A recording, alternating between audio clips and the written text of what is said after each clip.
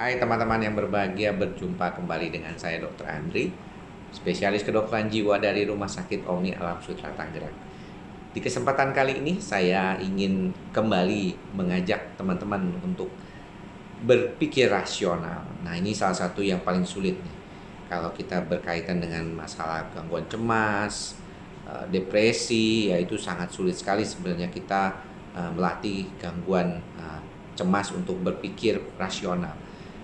Salah satu pertanyaan yang paling banyak ditanyakan pasien adalah bagaimana caranya kita berpikir rasional padahal ya saat kita lagi sedang panic attack atau rasanya nggak nyaman itu kayaknya pikiran tuh nggak bisa. Nah, saya jelaskan sedikit ya mengapa demikian. Jadi kalau ketika orang yang mengalami gangguan kecemasan atau panic attack tuh pada saat dia lagi dalam kondisi panic attack, itu otaknya itu memang diselimuti oleh situasi pikiran cemas karena yang bekerjanya itu adalah amigdalanya, ya sistem amigdalanya.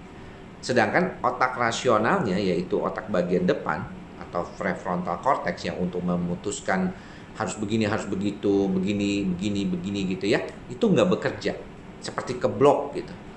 Jadi nggak heran tuh ketika kita serangan datang panik, otak kita seperti kayak nggak bisa ngapa-ngapain.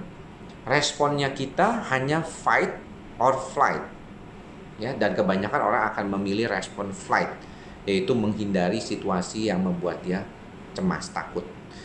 Itulah yang membuat banyak kasus-kasus gangguan kecemasan panik ketika dia naik mobil dan berada pada situasi macet yang mengingatkan dia pada situasi cemasnya, dia akan memilih untuk kabur atau tidak lagi berada pada kondisi tersebut.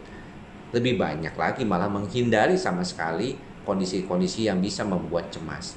Jadi nggak heran kan, jadi teman-teman yang kebetulan mungkin punya pasangan atau punya orang tua, punya anak yang mengalami gangguan kecemasan, seringkali mereka itu sulit itu mengendalikan pikirannya sendiri ketika dalam kondisi lagi serangan panik. Jadi serangan cemas itu tiba-tiba dia udah hah, apa, nah gitu ya. Jadi ini yang paling sering kali bermasalah ya, problem di dalam kehidupan sebagai seorang yang mengalami gangguan kecemasan panik. Nah, di beberapa video yang sebelumnya saya pernah bilang ke bapak-bapak, ibu-ibu, teman-teman semua di sini, kenapa pada saat mau latihan kita akan jauh lebih banyak memfokuskan latihan kita pada kondisi yang sifatnya tuh mekanik. Apa tuh maksudnya, Dok? Itu kan EFT, ya, kita ketuk-ketuk ini, kita ketuk-ketuk timus gitu ya, kita ketuk-ketuk di daerah sini ya, atau kita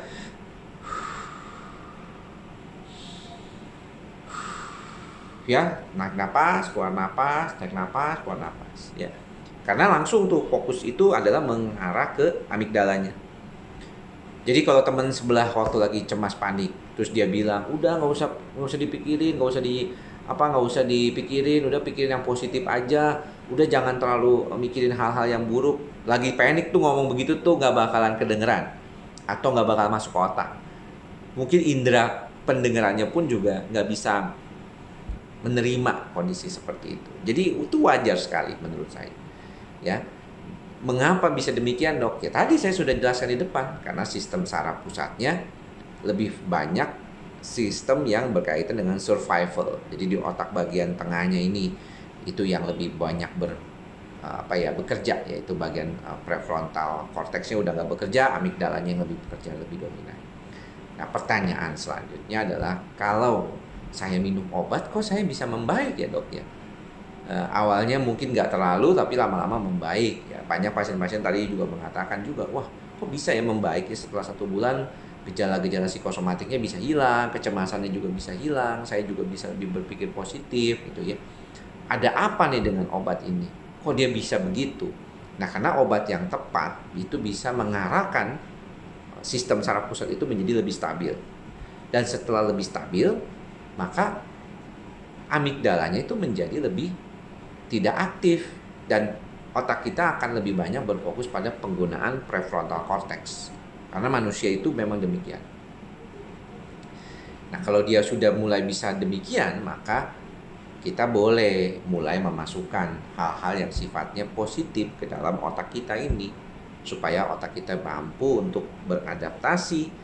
Dan juga kalau nantinya suatu saat dalam ini, terutama khususnya buat ke pasien cemas yang banyak pemicu-pemicu ya, itu kalau pemicu-pemicunya banyak, apalagi urusan keluarga, urusan rumah tangga, nah dia bisa mulai belajar untuk mengatasi kondisi itu, karena dia sudah belajar tuh di sistem saraf pusat prefrontalnya. Nah, buat selanjutnya pasien bertanya, berapa lama saya bisa dapat pengobatan untuk menenangkan? Ya, 1-2 bulan untuk menenangkan udah bisa. Tapi kalau mau lebih baik lagi bisa sampai 3-6 bulan untuk mempertahankan kondisi itu lebih lama. Nah, sayangnya emang ada yang beberapa bertanya balik, dok kalau demikian saya jadinya ketergantungan dok sama obat. Karena kalau ada makan obat saya enak, kalau nggak makan obat 1 minggu saya nggak enak. Yang disebut seperti kondisi ini ya sebenarnya adalah kebutuhan. Si pasien memang membutuhkan keadaan ini untuk membantu dirinya supaya lebih baik. Dan itu menurut saya sesuatu yang bisa saja dilakukan oleh kita untuk membantu diri kita jauh lebih baik ke depannya. Jangan khawatir ya kalau kita harus berobat, karena pengobatan yang tepat itu akan membantu kita juga membuat diri kita jauh lebih baik ke depannya. Dan itu akan membuat kita punya kualitas hidup yang baik.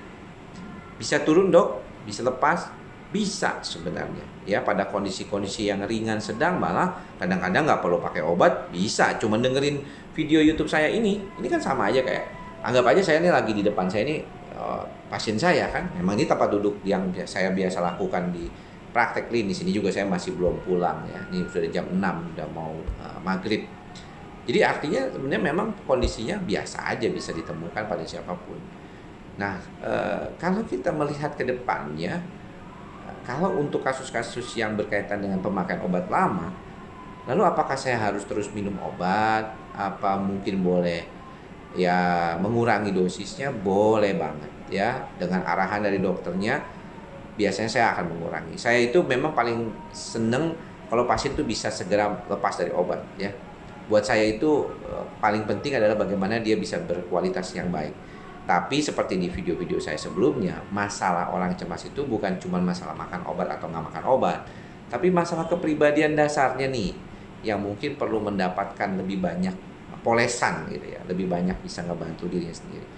Kalau misalnya kondisinya itu akan terus demikian, nggak ada perubahan dari sisi sistem kognitifnya, belajar pelan-pelan untuk mengatasi gejala-gejalanya, olahraga itu penting banget. Banyak banget orang yang bilang membaik kecemasannya karena olahraga, berpikir yang positif setelah kondisinya sudah lebih stabil, itu juga bisa dilakukan. Dan itu memang yang perlu dilakukan selain daripada makan obat. Tapi kalau lagi perlu obat, jangan putus asa hanya karena gara-gara makan obat kok kayaknya baru bisa baik kalau makan obat. Kalau nggak makan obat nggak bisa baik. Itu memang benar-benar bisa terjadi. Dan it's okay kalau memang mau melakukannya. Ya, jadi bimbingan dari dokter jiwa akan sangat membantu Anda untuk melepaskan diri Anda dari kecemasan yang benar dan mampu untuk berkualitas hidup yang baik lagi. Oke ya, sampai bertemu lagi di lain kesempatan. Salam sehat jiwa. Bye-bye.